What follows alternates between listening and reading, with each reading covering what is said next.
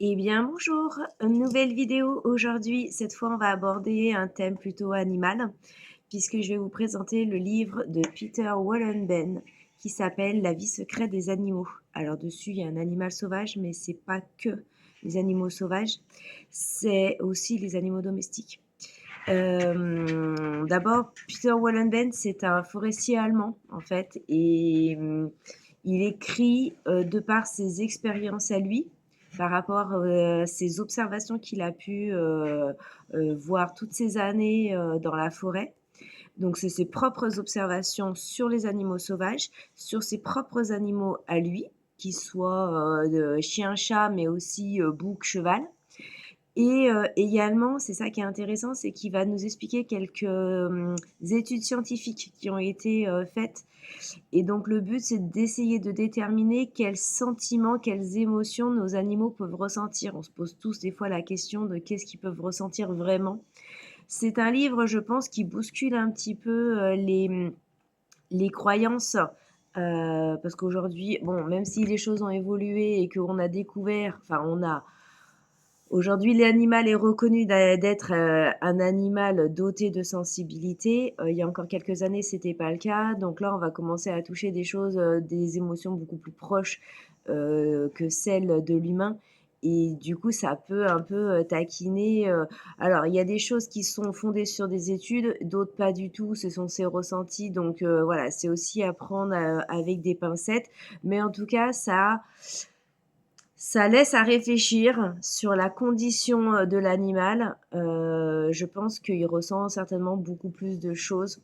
En tout cas, ça, c'est mon point de vue à moi, de par la communication animale que je fais, où ça apprend énormément sur la psychologie et des choses que l'animal, on n'aurait pas pensé qu'il puisse être doté de ce genre de subtilité.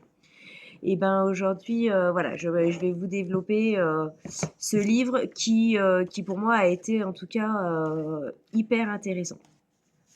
Déjà, je vais vous lire l'avant-propos parce que c'est pas très long. Ça vous met voilà, ça vous met un petit peu en condition sur le thème du livre. Alors, des coqs qui mentent à leurs poules, des biches en deuil, des chevaux qui éprouvent de la honte. Il y a encore quelques années, tout cela relevait d'un fantasme nourri par les amis des bêtes qui, pour mieux se rapprocher de leurs protégés, prenaient leur désir pour la réalité. Moi le premier, qui suis depuis toujours entouré d'animaux.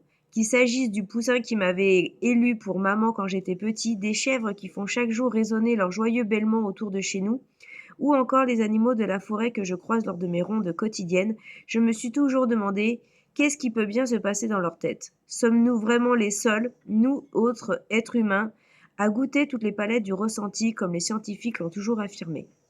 Serions-nous une exception biologique, les seuls êtres vivants à mener une existence consciente et accomplie? Si c'était le cas, ce livre s'arrêterait là, car si l'homme était une créature à part, le comparer à d'autres espèces serait impossible. Éprouver de la compassion pour les animaux serait absurde, faute de pouvoir un tant soit peu deviner ce qui se passe en eux. Mais heureusement, la nature a opté pour le modèle économique. L'évolution a toujours procédé par transformation et modification de l'existant, comme un système informatique. De même que sous Windows 10, certaines fonctionnalités de la version précédente restent actives, de même certains programmes génétiques de nos lointains ancêtres sont encore à l'œuvre en nous. Ainsi qu'en toute espèce descendant des millions d'années plus tard de cette lignée. Voilà pourquoi, selon moi, il n'y a pas deux sortes de peine, de douleur ou d'amour. Soutenir qu'un cochon ressent la même chose que nous peut certes sembler audacieux. Il y a pourtant fort à parier qu'une blessure est aussi douloureuse pour lui que pour nous. Attention, s'écrieront-ils peut-être certains scientifiques. Cela reste à prouver. C'est vrai, et l'on ne pourra jamais le faire. Mais que vous et moi ressentions la même chose n'est également qu'une hypothèse. Personne ne peut voir en autrui, personne ne peut prouver par exemple que 7 milliards de terriens éprouvent la même chose quand on les pique avec une épingle.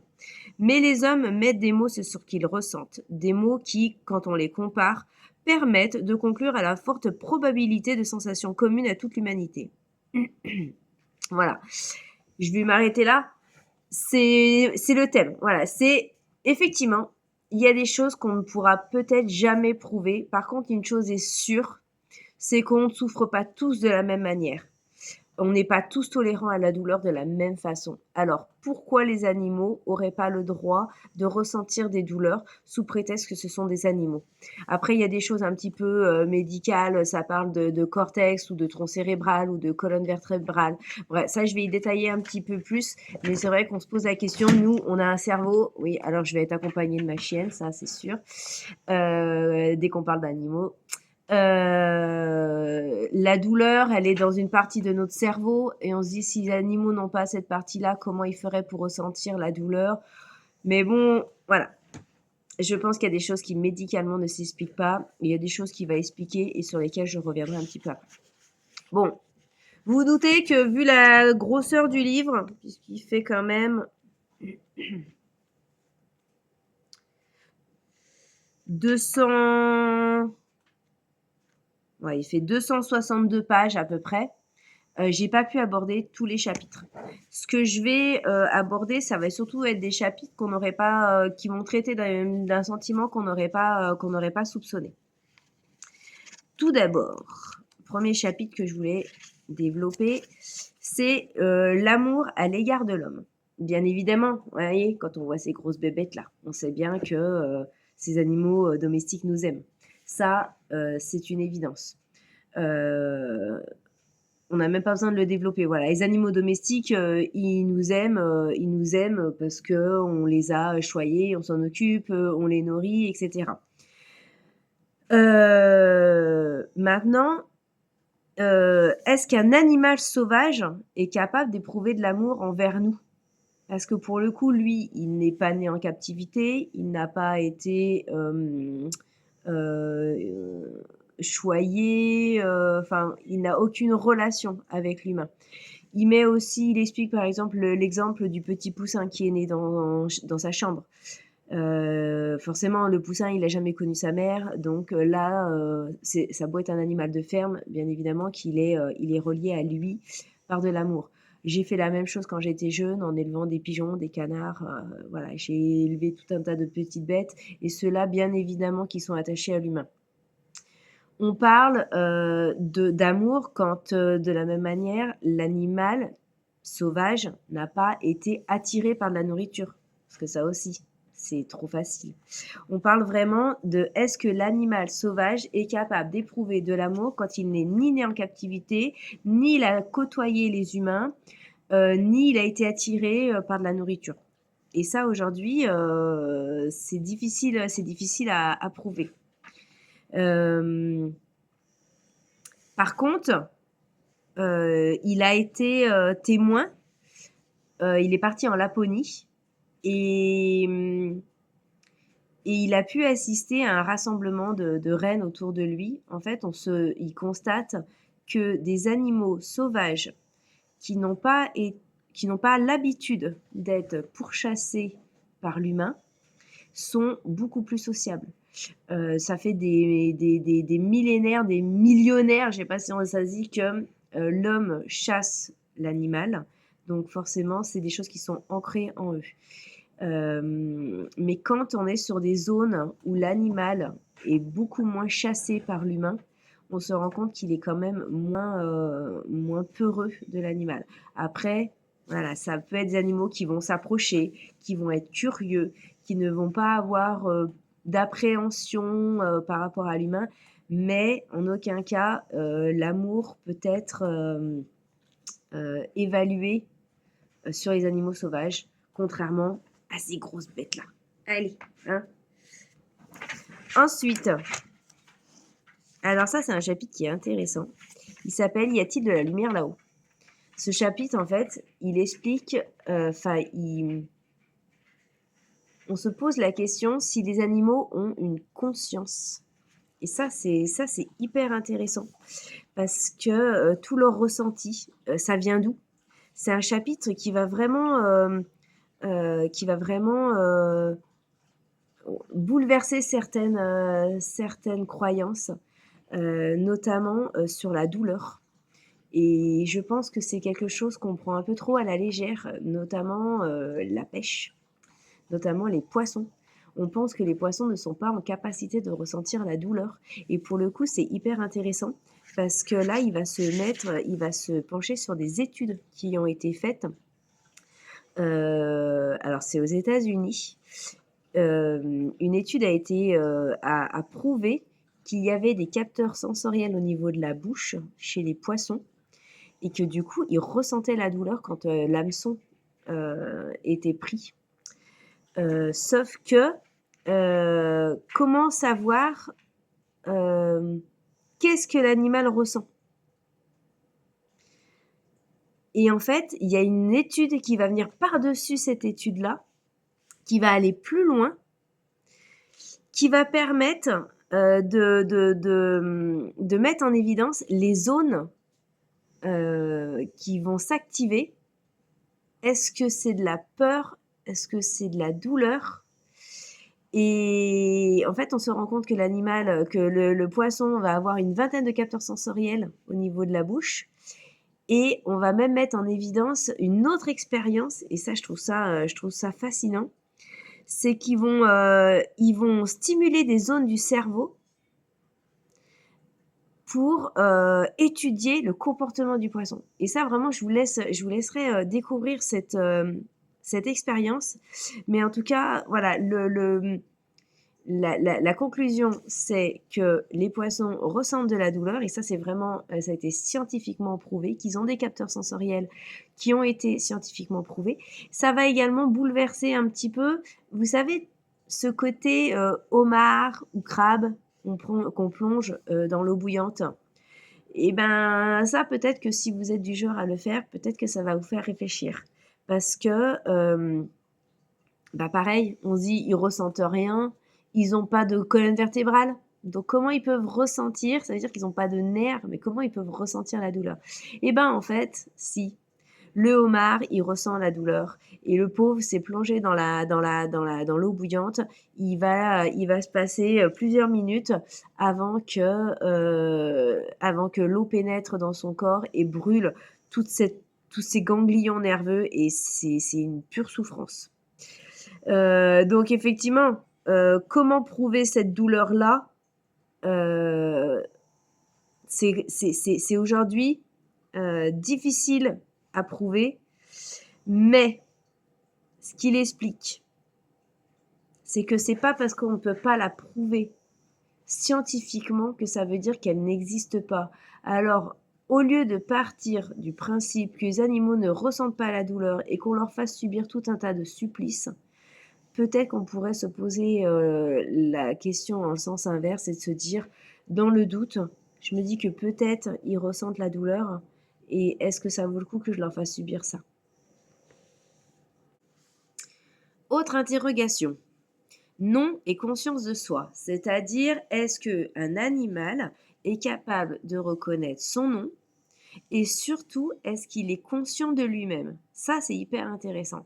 Alors, encore une fois, nos animaux domestiques, bon, on a tendance à penser qu'ils reconnaissent leur nom. C'est vrai qu'on se dit, est-ce qu'il reconnaît vraiment son nom? Est-ce qu'il reconnaît les sons? Est-ce qu'il reconnaît l'intonation de notre voix?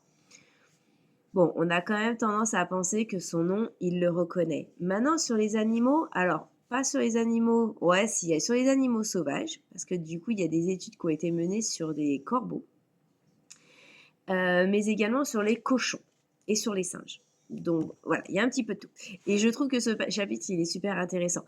Déjà, on a appris que les corbeaux, ils ont plus de 80 cris différents, et ils estiment que chaque cri va être comme des noms. En fait, ils se donnent des noms. Alors, c'est surtout par lien de parenté, mais ils sont capables de reconnaître un individu de leur famille, même s'ils ne l'ont pas vu depuis plusieurs années, ils vont être capables de le reconnaître par ce cri-là. Les corbeaux sont des êtres extraordinaires, dotés d'une intelligence incroyable et fascinante. Donc là, les études sont menées sur les corbeaux, qui vont donc s'identifier. Mais il y en a un que j'aime beaucoup, ça va être sur les cochons. C'est pareil, on est bien d'accord, les cochons, ils sont sous-estimés. Ils sont très malmenés. Ils font partie des animaux les plus torturés sur Terre avec les porcs. à tel point qu'aujourd'hui, avec les poulets, pardon, à tel point qu'aujourd'hui, il commence à y avoir certains de ces individus-là qui n'ont même plus d'âme. Ils ne se les renvoient plus d'une vie à une autre parce qu'ils souffrent tellement qu'il commence à y avoir des animaux dans lesquels il n'y a plus d'âme. Mais bon, ça c'est un autre débat, on en parlera certainement sur une prochaine vidéo où j'aborderai plus la communication animale. Alors, si j'essaye de vous la faire courte, c'est des cochons, une dizaine de cochons qui ont été étudiés. Ils avaient tous un prénom. Et c'était dans le but de gérer les mouvements de foule au moment de donner à manger. Parce que souvent dans les fermes, on donne à manger, tous les cochons se balancent sur la nourriture. Certains arrivent à manger, d'autres moins, c'est le bazar. Donc là, l'étude a été menée sur une dizaine de cochons où on leur donnait un nom. Et chacun devait aller se nourrir uniquement quand son nom a été cité. Et ça a marché. Donc ça, c'est excellent. Et après, l'autre étude, donc ça a été mené sur des... Et même les cochons l'ont fait d'ailleurs. Mais ça a été mené sur des singes. En fait, là, c'est sur la conscience de soi. Donc, est-ce que l'animal qui se regarde dans la glace est conscient que c'est lui ou est-ce qu'il voit simplement un autre animal? Et en fait, des singes ont été grimés d'une tache de peinture à différents endroits. Et en fait, les animaux étaient capables de frotter à cet endroit-là. Donc, je pense qu'ils ont une réelle conscience de leur corps, que c'est bien eux ou pas dans le reflet. Autre expérience, ça va être cette fois sur la honte et les regrets. On se dit toujours, notre chien a chapardé quelque chose sur la table. Et quand on le dispute, il est en mode comme ça, désolé, désolé, désolé. Bon, est-ce que c'est un réel sentiment de honte ou de regret ou est-ce que c'est simplement la peur de se faire disputer? Ça, c'est pareil, on saura jamais, jamais trop. Donc là, ils ont mené, et ça je trouve ça rigolo, ils ont mené des expériences cette fois sur les rats. En fait, ils ont fait un espèce de restaurant pour les rats avec plusieurs salles. Et en fait, une salle émettait un bruit et ce bruit-là signifiait que l'animal allait devoir attendre quelques minutes ou quelques secondes pour avoir son repas. Sauf que s'il passait dans la pièce d'à côté, il allait avoir un autre bruit. Et dans la pièce d'à côté, et ben en fait, le repas était encore plus long à arriver, etc., etc. Et donc en fait, le premier rat, il rentre, il attend. Il se dit mince, ça vient pas, je passe de l'autre côté. Et comme ils ont fini par comprendre que plus ils passaient à côté, plus c'était long, en fait, on les voyait regarder d'un air nostalgique en disant oh là là, qu'est-ce que j'ai fait? Je n'aurais pas dû aller dans cette salle-là. Pour eux, ils ont ce côté regret de dire je me suis fait avoir. Si j'étais restée dans la pièce d'à côté, j'aurais attendu moins longtemps que dans celle-ci. Ça, je trouve ça rigolo. Et autre expérience, et ça c'est sympa aussi, c'est ils ont pris 2 chiens. Alors, soit ils les ont placés dans la même pièce, ils avaient le même ordre. C'est-à-dire que les chiens se voyaient. Ils disaient un ordre simple, donne-moi la patte. Et ils récompensaient l'animal. Chacun était récompensé. Et puis ils ont commencé à déstabiliser un peu à rendre les récompenses de moins en moins équitables. C'est-à-dire qu'il y en a un qui allait faire le truc, il allait avoir une petite récompense, l'autre il allait rien faire, il allait avoir une grosse récompense, et comme le chien à côté il le voyait, et ben le chien à force a fini par se dire attends, moi je fais des choses, j'ai ça, lui il fait rien, il a ça. Donc il a fini par ne plus faire l'exercice. Et ça je trouve ça fascinant. Par contre s'ils sont dans 2 pièces différentes et que là ils ne se voient pas, le chien, peu importe l'ordre qu'il respectait, il était récompensé ou pas, et même s'il n'était pas récompensé, et ben il continuait quand même. Mais il y avait vraiment ce côté, quand je vois l'autre être récompensé et pas moi, et ben il arrêtait de le faire. Je trouve ça rigolo. Alors là, plusieurs études ont été menées pour tester cette fois-ci la compassion. Est-ce qu'un animal est capable d'éprouver de la compassion pour ses congénères? Là, il y a eu plusieurs expériences. Je vais essayer de les faire vite et bien. La première expérience a été faite sur des souris.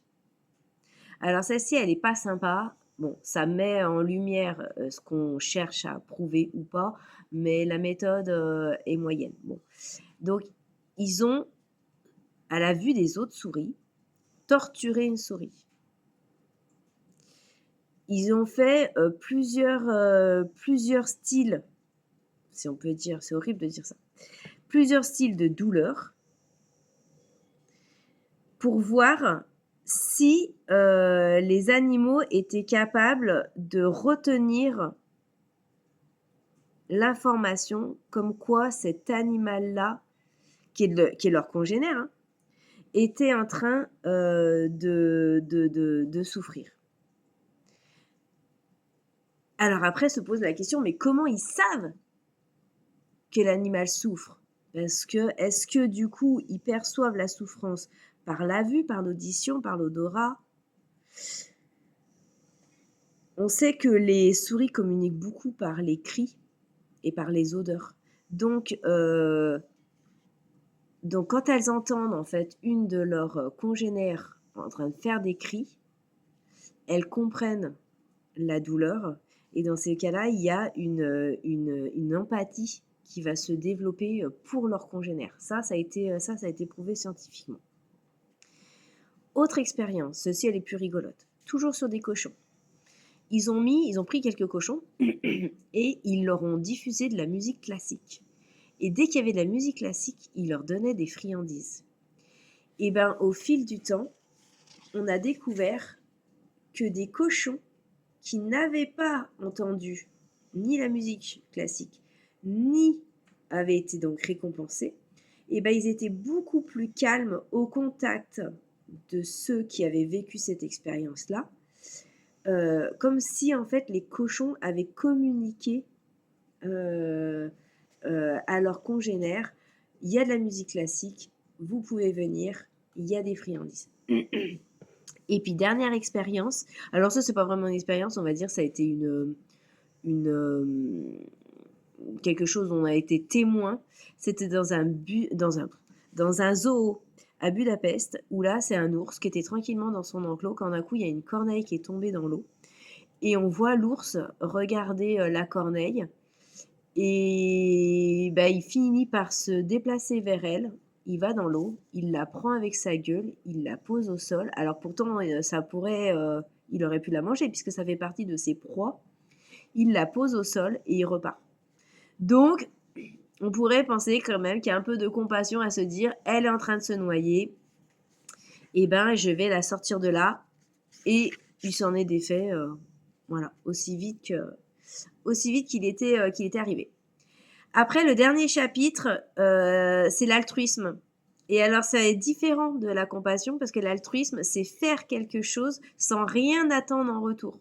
C'est-à-dire qu'on peut faire quelque chose et espérer que, mais l'altruisme, c'est vraiment faire quelque chose de manière complètement désintéressée. Donc, c'est-à-dire qu'une mésange qui va se sacrifier parce qu'elle a vu un épervier arriver et qu'elle alerte toute sa meute, il y a de grandes chances qu'elle, elle se fasse manger, mais ça va.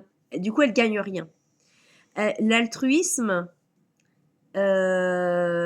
c'est faire quelque chose et que, ça peut, ça peut payer pour toi, en fait. Et là, c'était là une expérience. Je sais pas si on peut parler d'expérience. C'est pareil, ça va être une étude qui a été menée cette fois sur des chauves-souris. En fait, les chauves-souris, leur mode de nourrissage, c'est je me déplace la nuit, je vais mordre une proie et je vais lécher le sang qui en coule. Et après, je retourne dans ma grotte. Et en fait, là, ce qui a été observé, c'est que certains animaux vont rentrer dans leur nid et ils vont régurgiter le sang pour des congénères qui auront été plus infortunés, ils n'ont pas de chance. Et en fait, chez les chauves-souris, ils se sont rendus compte que, parce que forcément, celle qui, elle s'est nourrie, elle s'est épuisée, elle est allée chasser, elle s'est nourrie, et en plus, elle va régurgiter sa nourriture, donc elle, au final, elle n'y gagne pas grand-chose. Donc, elle peut vite s'affaiblir. Et bien, chez les chauves-souris, ils ont découvert que ils vont être je sais pas, ils vont tenir un espèce de registre de dire, bah, elle est venue nous aider tel jour. Et bah, la prochaine fois que ça sera une autre qui réussira à bien se nourrir et que la première aura galéré et qu'elle est un peu dans le mal, et bah, c'est elle qu'on va nourrir en premier. Voilà, ça c'est vraiment l'altruisme. C'est je fais les choses de manière désintéressée et en plus, bah, ça m'a rapporté quelque chose en échange. Voilà, donc ça c'était sur les animaux sauvages.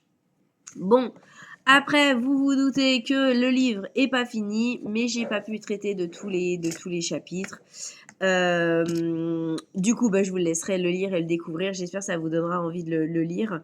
Bon, il y a aussi d'autres émotions ou sentiments qui n'ont pas été abordés. Il y a la gratitude, les mensonges, les entourloupes. Est-ce que les animaux sont capables de mentir? Eh bien oui, il nous donne des exemples de menteurs, en tout cas, voilà, rigolotes sur son coq notamment.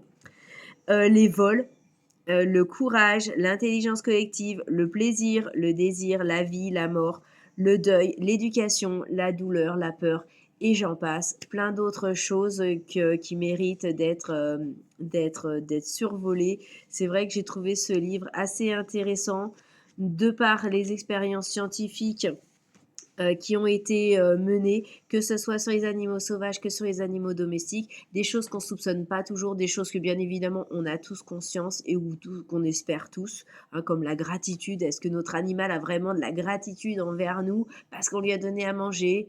Bon, voilà, il y a des choses qui méritent d'être abordées. J'ai bien aimé toutes ces petites histoires qu'il nous a racontées, ces petites histoires personnelles, de par ses animaux à lui, plus son expérience en tant que garde forestier, tout ce qu'il a pu être témoin. J'ai trouvé que c'était intéressant, plus toutes les études scientifiques qu'on ignore. Est-ce que vous avez déjà entendu parler d'expériences menées sur des rats pour savoir s'ils font preuve de regret? Bon, donc ça, j'ai trouvé que c'était sympa.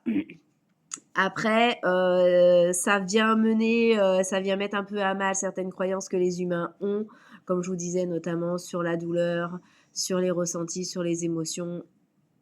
Voilà, l'humain, c'est encore, il y a beaucoup de choses qui sont très ancrées. Les chasseurs, les pêcheurs, l'animal ne souffre pas. On peut le balancer dans la glace comme ça, vivant. On peut le balancer dans l'eau bouillante. Ça, voilà. Donc il y a des études qui mériteraient encore d'être approfondies. On ne saura certainement pas tout. On a encore certainement énormément de choses à connaître sur le monde animal et sur leurs capacités. Mais, comme il dit, est-ce que ça vaut le coup de penser systématiquement en négatif et de se dire que l'animal ne ressent rien? Ou est-ce que pour une fois, on peut peut-être se dire que l'animal ressent certainement plus de choses que, en tout cas, on ne le sait. Donc on se donne le bénéfice du doute et arrêtons de torturer ces animaux, arrêtons d'attacher des animaux à une laisse ou les laisser dehors en plein hiver ou les mettre sur un balcon sans eau, sans nourriture. Enfin, toute cette misère animale qu'on voit encore aujourd'hui, qui existe encore malheureusement énormément. Je pense que les animaux ont des capacités qu'on ignore, que ce soit les animaux sauvages, que les animaux domestiques. Ils ont encore beaucoup, beaucoup à nous apprendre. Donc ça va être la suite de l'évolution et j'espère qu'on arrivera un jour à avoir des données, des vraies preuves de tout ça. En tout cas, voilà, c'est un livre qui laisse à réfléchir. Moi, j'ai aimé, j'espère que ça vous aura donné envie de le lire. Et puis, n'hésitez pas à mettre des petits commentaires, n'hésitez pas à liker. Et puis voilà, je vous dis à bientôt pour une prochaine vidéo. Bye bye!